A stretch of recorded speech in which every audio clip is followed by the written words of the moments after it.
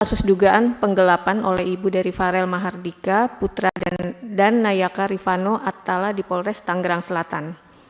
Kronologi kasus, Ibu Safridayani, orang tua dari Farel dan Nayaka, membantu saudara yang pendahuluannya Bu, Apa? Oh, oke. Pendahuluan bahwa saat ini terdapat isu yang sedang viral terkait penahanan terhadap Ibu Safridayani dalam kasus dugaan penggelapan di Tangerang Selatan yang merupakan orang tua dari Farel Mahardika Putra dan Nayaka Rifano Attala. Kasus ini viral setelah kedua anak dari Ibu Syafrida membawa poster berisi tawaran menjual ginjal di Bundaran HI demi membebaskan sang ibu yang ditahan di Polres Tangerang Selatan. Kronologi kasus, Ibu Syafridayani, orang tua dari Farel dan Nayaka, membantu saudara ayahnya untuk mengurus rumah karena beliau bekerja di sebuah maskapai sehingga sering keluar negeri. Menurut pengakuan dari Farel, selama bekerja di rumah tersebut, sang ibu kerap diperlakukan tidak menyenangkan dan beberapa kali menerima perlakuan kasar, baik verbal maupun fisik. Ibu Syafridayani memutuskan untuk tidak lagi mengurus rumah tersebut setelah mendapat serangkaian perilaku tidak mengenakan. Namun respon dari pemilik rumah adalah melaporkan Ibu Yani ke Polsek Ciputat dengan tuduhan penggelapan barang yaitu ponsel serta sejumlah uang. Menurut Farel, ibunya tidak melakukan penggelapan seperti yang dituduhkan karena baik ponsel dan uang yang dituduhkan tersebut adalah pemberian dari pemilik rumah kepada Ibu Yani. Buntut dari laporan tersebut, Ibu Syafridayani ditahan oleh Polsek Ciputat.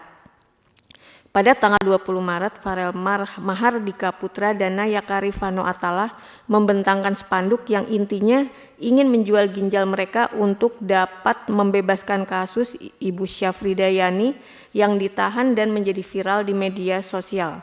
Perkembangan kasus, pada tanggal 21 Maret, pihak keluarga Ibu Syafridayani mengajukan permohonan penangguhan penahanan dan permohonan tersebut dikabulkan.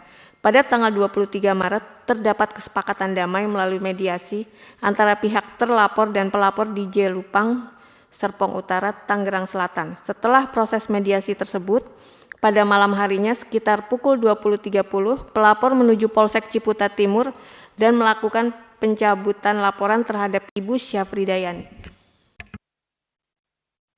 Mungkin Farel bisa ceritakan, ya bergantian aja dengan Ibu. Silakan. Bisa menceritakan masalahnya ya yang disampaikan tadi ya, garis besarnya dan nanti kita lihat ini kalau informasinya kan sudah pencabutan laporan, apakah benar seperti itu atau apakah masih ada yang perlu kami lakukan untuk membantu Ibu dan Farel. Silakan.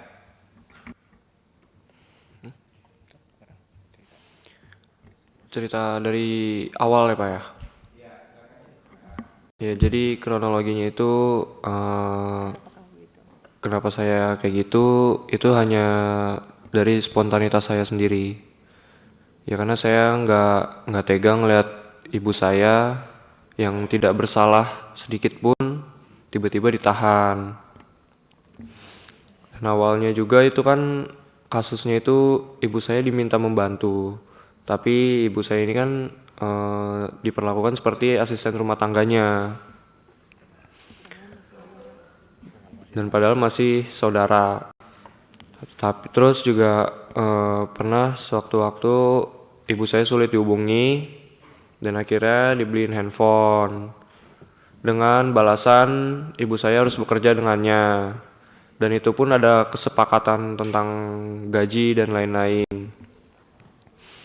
Lalu ketika bekerja, ibu saya dititipkan sejumlah uang itu pun diberikan untuk mengurus rumahnya, untuk membayar wifi dan lain-lain, termasuk membayar asisten rumah tangganya. Saat bekerja,